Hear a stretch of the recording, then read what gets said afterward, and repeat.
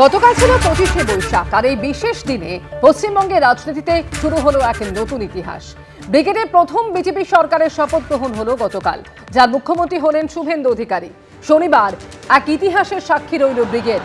হুটখোলা গাড়িতে শুভেন্দু অধিকারী শ্রমিক ভট্টাচার্যকে পাশে নিয়ে শপথ মঞ্চে পৌঁছলেন প্রধানমন্ত্রী। গাড়ি থেকে নেমে হেঁটে গেলেন জনতার মধ্যে দিয়ে। শুভেন্দু অধিকারীর শপথ গ্রহণের সাক্ষী রইলেন নরেন্দ্র মোদী।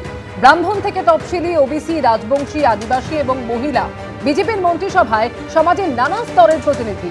মন্ত্রী হলেন দিলীপ ঘোষ, অগ্নিমিত্রা পাল, নিশীথ প্রামাণিক থেকে অশোক কীর্তনিয়া, ক্ষুদিরাম টুডু।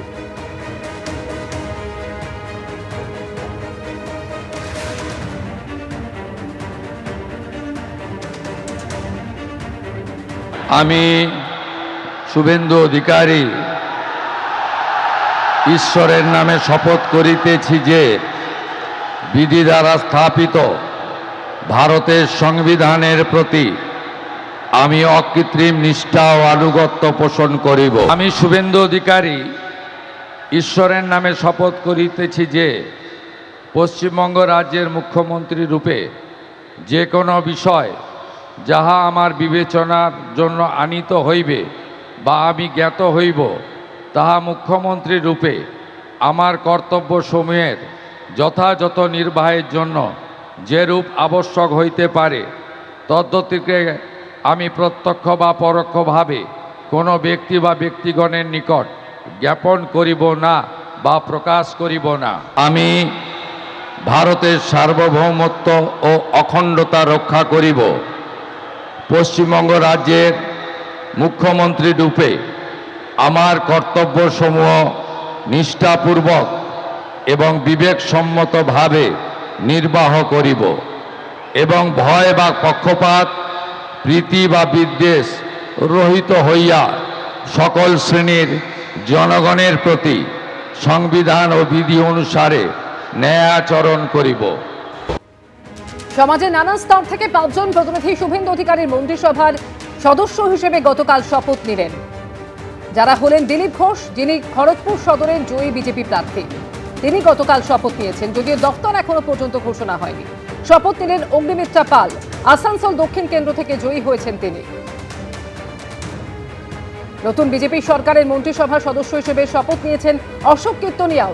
তিনি বনগাঁ উত্তর থেকে এবারে জয়ী হয়েছেন বিজেপির প্রতীকে। শপথ নিলেন ক্ষুদিরাম টুডু, যিনি রানীবাঁধ কেন্দ্র থেকে এবারে জয়ী বিজেপির প্রার্থী। এবং শপথ নিয়েছেন নিশীথ প্রামাণিক, যিনি মাথাভাঙা থেকে জয়ী হয়েছেন।